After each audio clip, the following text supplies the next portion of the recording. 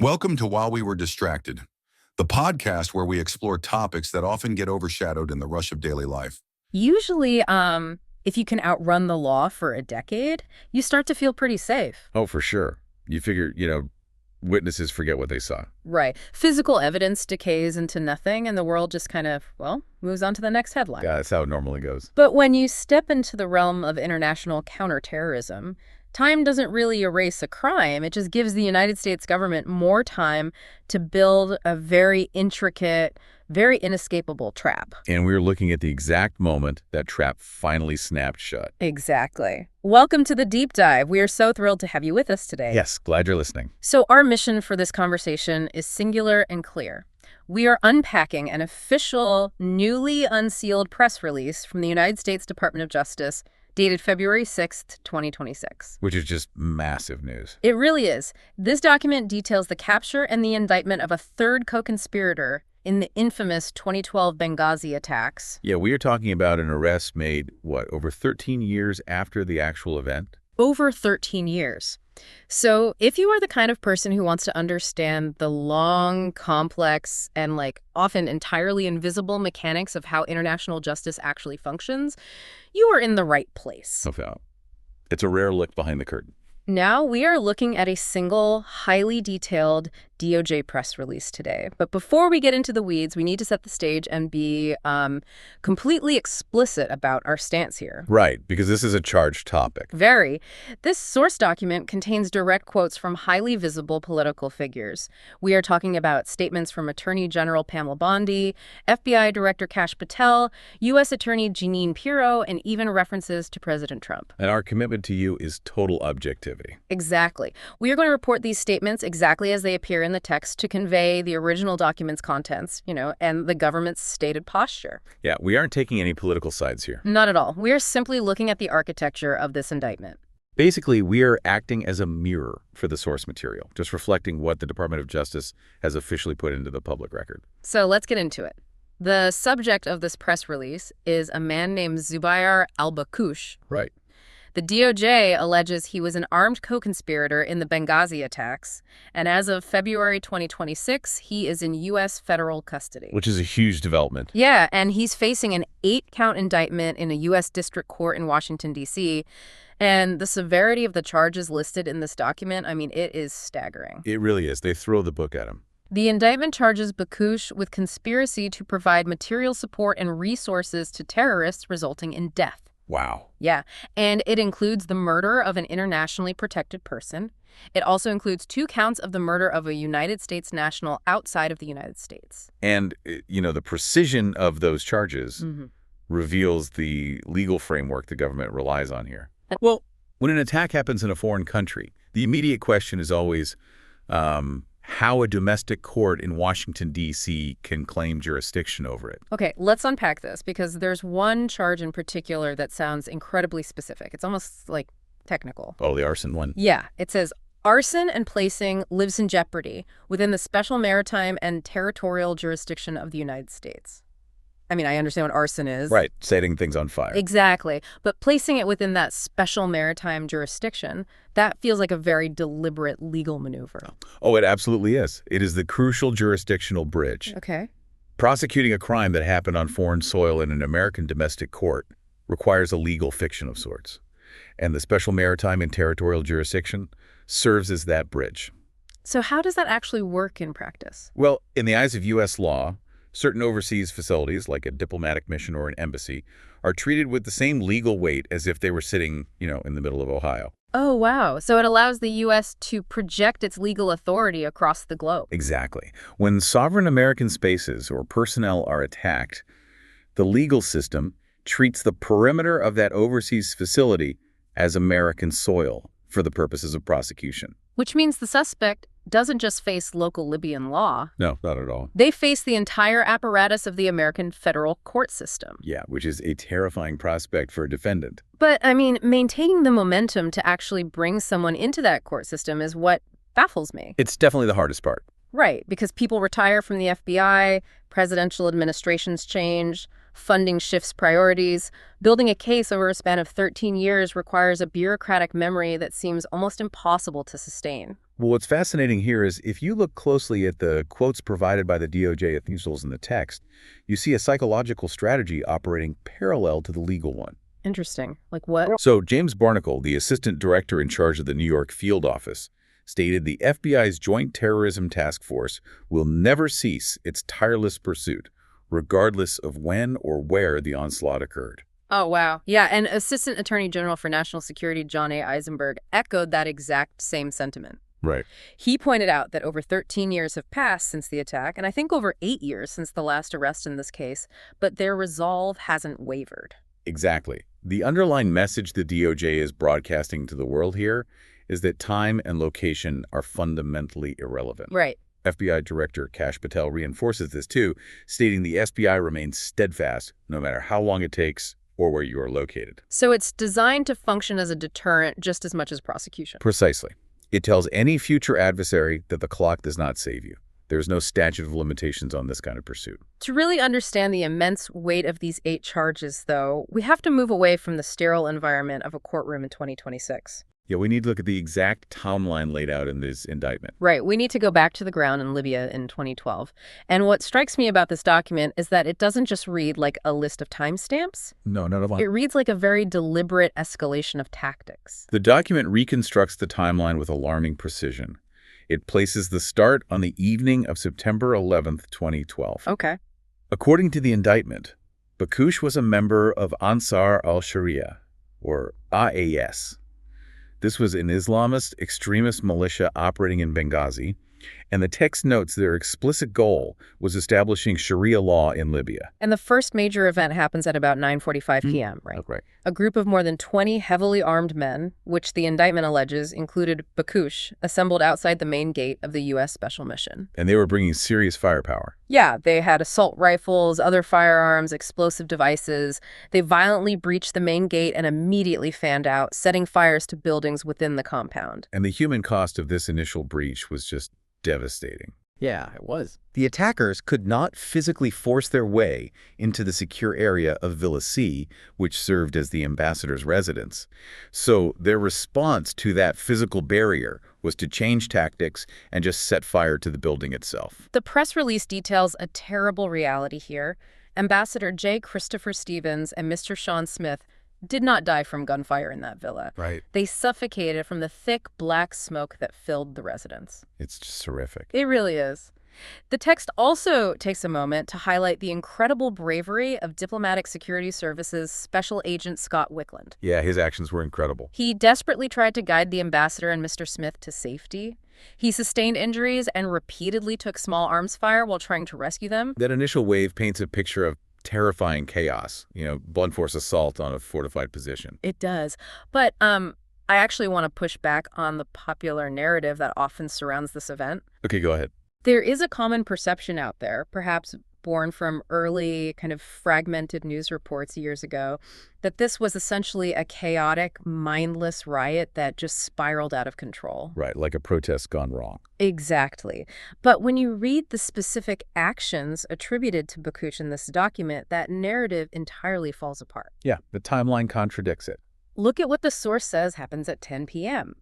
It states, Bakush entered the mission compound and conducted surveillance of the Tactical Operations Center and the villa. He was literally scouting the place. Yeah. He attempted to gain entry to mission vehicles, and then he and his co-conspirators temporarily retreated to an area just outside the mission. That is a critical observation. A mindless mob does not conduct surveillance. Exactly. You don't probe defensive structures, systematically check the security of armored vehicles, and then execute a tactical retreat to consolidate your forces if you were just blindly rioting. That is a coordinated military-style reconnaissance mission. They were gathering data, they hit the compound, saw what worked, saw what didn't, and pulled back to adjust. Yep. And that late evening shift from blunt force attack to calculated intelligence gathering that directly caused the lethal events of the early morning. The timeline bears that out completely. The violence did not dissipate after that tactical retreat. It evolved. Here's where it gets really interesting, because the document outlines a second, much more focused wave. Right. At about 11:15 p.m., the conspirators assemble outside the southern gate and launch another violent attack. This time, they are using AK-type rifles, grenades, and rocket-propelled grenades. heavy weaponry. And after roughly 30 minutes of fighting, they breach the compound again. But this time, their objective seems entirely different. Right. They plunder the missions office. They specifically target and take documents, maps, and computers. And these weren't just random office supplies. No. The text explicitly states this stolen material contained highly sensitive information about the location of the CIA annex nearby. Which changes everything. It's like they broke into a house, and instead of taking the television or the silver, they stole a treasure map. That's a great way to put it. But instead of leading to gold, that map immediately turned a hidden safe house into a literal bullseye in the middle of a war zone. The second they possessed those maps and computers, the entire tactical reality on the ground flipped. And the distinction between the mission and the annex is paramount here. The mission was a known diplomatic facility. It was on the map. Right. The annex was a clandestine intelligence outpost. Its primary defense was its anonymity. The survival of the personnel inside depended largely on its location remaining a secret. Once that information was compromised, the annex was incredibly vulnerable. And the devastating outcome of that stolen intelligence plays out almost immediately. The indictment details that at 12:30 a.m., the conspirators attack the annex. It's just an hour later. Yeah. They start with small arms and rocket-propelled grenades, and the assault continues deep into the early hours of September 12th. And following the initial gunfire, the violence escalates to a precision mortar attack. Right. If you think about your analogy of the bullseye, it fits perfectly with the mechanics of a mortar. Mortars are indirect fire weapons. Meaning what, exactly? Well, unlike a rifle, where you point and shoot at what you can see, a mortar fires an explosive shell in a high arc. To use them effectively, you need coordinates. You need to know exactly where your target is located on a map, even if you can't physically see it from your firing position. Which connects right back to the plundered maps and computers from the 11/15 breach. They had the coordinates. They did. And the human toll of this specific calculated strike at the annex was severe. The document ensures that all the defenders are recognized by name. We should do that too. Absolutely. That mortar attack killed Tyrone Woods and Glenn Doherty. It also seriously wounded DSS Special Agent David Ubben and CIA Security Specialist Mark Teagan. The precision of the timeline in this document, the 9:45 breach, the 10 o'clock surveillance, the 11:15 plundering of intel, the 12:30 mortar attack, it shows how meticulously the government has reconstructed the architecture of that night. It really does. It isn't just a summary. It's a solid evidentiary chain. Which brings us to the present day. Now that we know exactly what Bakush and Ansar Sharia allegedly did, how is the U.S. government actually executing this prosecution? It's quite the process. Because building a case like this, crossing international borders with a 13-year gap between the crime and the arrest, that has to be a logistical and bureaucratic nightmare. It is an immense challenge, Yeah. for sure. But the DOJ is not starting from scratch. There is historical precedent here. Bakush isn't the first person to face this process. Really? Yeah, the press release notes the DOJ has previously charged and convicted 2 other leaders involved in the Benghazi attack. Oh, right. The document mentions Ahmed Abu Khatala, who was resentenced just recently in September 2024 to 28 years in prison. Yep. And Mustafa al-Imam, who was sentenced in January 2020 to nearly 20 years. So the legal pathway to prosecute these specific events has already been paved, tested, and upheld in the appellate courts. The government knows exactly what level of evidence is required to secure a conviction for these specific actions in Benghazi. Still, the sheer manpower required to pull this off is staggering. I mean, look at the release. It lists the agencies that had to collaborate. The long list. You have the FBI's New York field office leading the investigation, but they note substantial assistance from the Department of Defense. Right. The CIA, the Department of State, and the National Security Division's counterterrorism section. Yeah, getting 5 massive federal entities to share intelligence and coordinate an international capture is a monumental feat. It's traditionally like trying to get 3 rival tech companies to willingly share their source code with each other. Exactly. They all have different priorities, different classification rules, and completely different cultures. Yeah. Overcoming that bureaucratic friction is perhaps the most impressive part of this operation. You have to understand the fundamental difference between the intelligence community and the law enforcement community. Okay, lay that out for us. Well, the CIA and the Department of Defense gather intelligence to protect national security. They rely on classified sources, secret methods, and military operations. Their goal is stopping threats, not necessarily preserving evidence for a courtroom. Right, because if the CIA reveals how they know something, they might compromise a satellite or get an undercover asset killed. Exactly. But the FBI and the Department of Justice have to build a case that can actually be shown to a jury.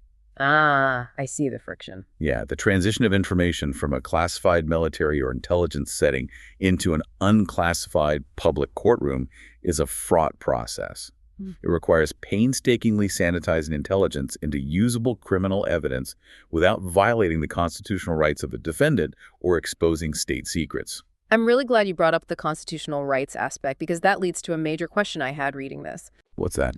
They're bringing Albakush to a U.S. District Court in Washington, D.C. Wouldn't it be immensely easier and quieter to just hold a closed-door military tribunal overseas? You'd think so, yeah. Bringing him to a domestic civilian court feels like the DOJ is trying to make a very deliberate point. If we connect this to the bigger picture, the location of this trial is just as important as the trial itself. How so? By placing this in a federal court in Washington, D.C., they're utilizing an Article III court.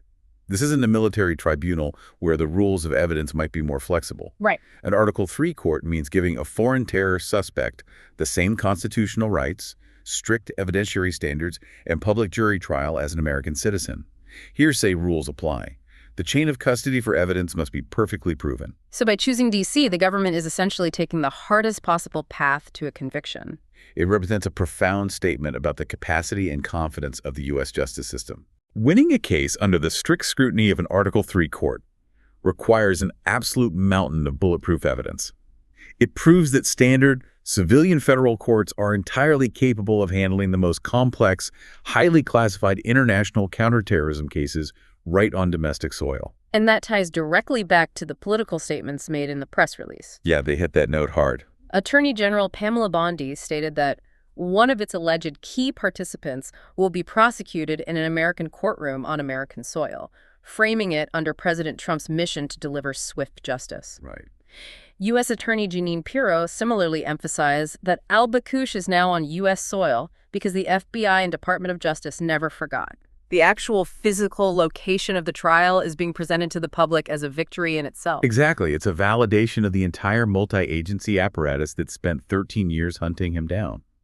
The physical presence of the defendant in the capital of the United States is the ultimate demonstration that the jurisdictional bridge we discussed earlier is structurally sound. So, what does this all mean? When you step back and look at this entire February 2026 press release, you realize it isn't just a standard news update to be skimmed over your morning coffee and forgotten. Not at all. It is a testament to a 13-year interagency memory.